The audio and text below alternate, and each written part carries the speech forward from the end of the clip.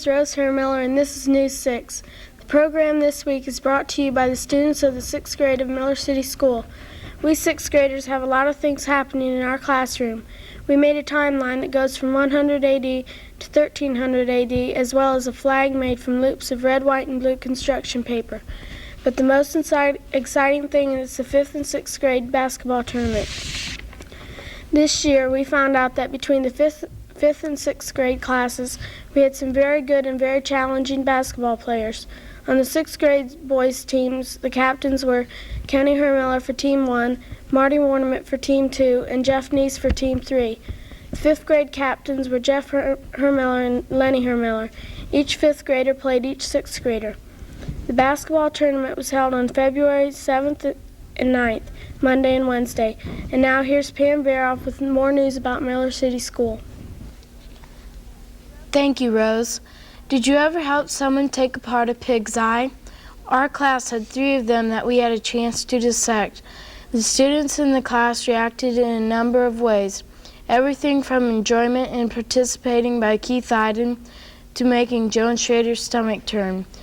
The eye dissection was part of the unusual way our science classes run. The chapter on the human body is done in a different way. We may view film strips, draw diagrams, do a human body anatomy, read articles, or anything else with the human body. The class seems to like this method of learning because we can learn more and learn it at our own pace. Another interesting science project were the terrariums we built back in October last year. We were studying the ecosystem and decided to build models demonstrating the 3 main contributors to the life cycle. 7 terrariums were organized with groups of 4 to 7 students each. We went to a woods near our school and collected the things we needed: dirt, gravel, water, bugs, worms, plants, and moss.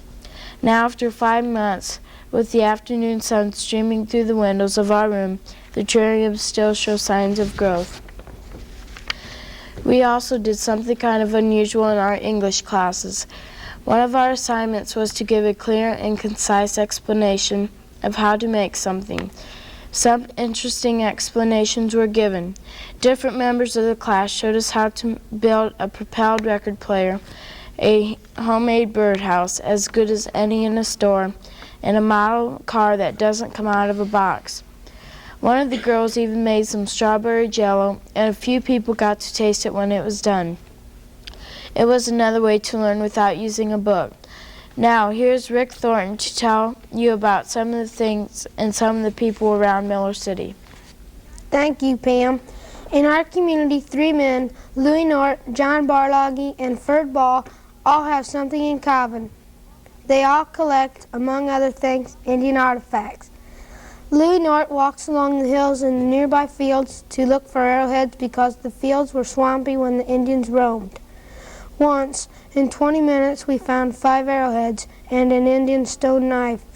John Barloggy, uncle to a member of our class, told us that the spring is the best time to look for Indian pieces because the leaves have blown away and the ground is clear.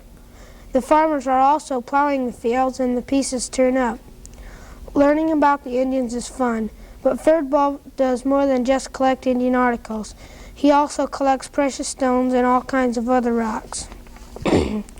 Keith Iden and Brian Clare had a chance to interview Mr. Ball about his rock collection. What kind of rocks do you have?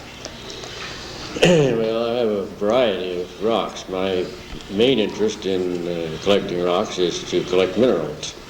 But I have some gemstones, and I have quite a lot of fossils, and Indian artifacts, and anything that is related to rocks, I collected. Where is the best place around here to look for rocks? Oh, there's a lot of good places around here. I find a lot of polishable gem material out in the fields that's left here by the glacier. But the local limestone quarries have a lot of interesting and beautiful minerals in them. There's a quarry over here in Auglaize County that has a particular type of multi-iridescent fluorite that isn't found anyplace else in the world. And I've collected a lot of that. How many rocks have you got in your collection? I'd say I have in the neighborhood of 1,000 different minerals and perhaps 300 to 500 gemstones, different kinds of gemstones, probably 150, 200 fossils, and I don't really know how many Indian artifacts I have, but it seems to be quite a group of them. We want to thank Mr. Ball for the interview, as well as Keith and Brian. Last summer, Miller City had a community bicentennial celebration. One of our town citizens, named Ed Kern, thought it would be interesting to show Miller City as it was in the late 1800s, so he made a three-dimensional model of the town. The buildings are made of balsa wood and painted to look real. The grassy areas were painted, then sawdust sprinkled on them, and painted again to give them texture. The trees are actually small evergreen tips. The railroad is made of HO gauge model railroad tracks, and the telegraph wires are black thread. It took 2 weeks and a lot of patience to build the model. And now, here's David Wank with more about Miller City. Thank you, Rick. Miller City has a very unique business called Siefker Store. Started in 1906 by Peter Lease, it was originally located across the street in a wooden framework building. Many things can be found in the store, like groceries, hardware, dried goods, gas, paint, candy, clothes, toys, and meat. The Siefkers have 7 employees as well as their older children helping out. It is a store where you can get everything in one place.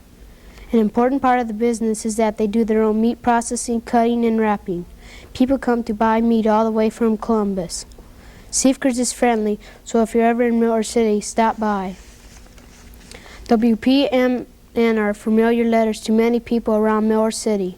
These are the call letters of the new Putnam County radio station, which came on the air in February, operating on 3,000 watts at 106 FM. The station is on 24 hours a day.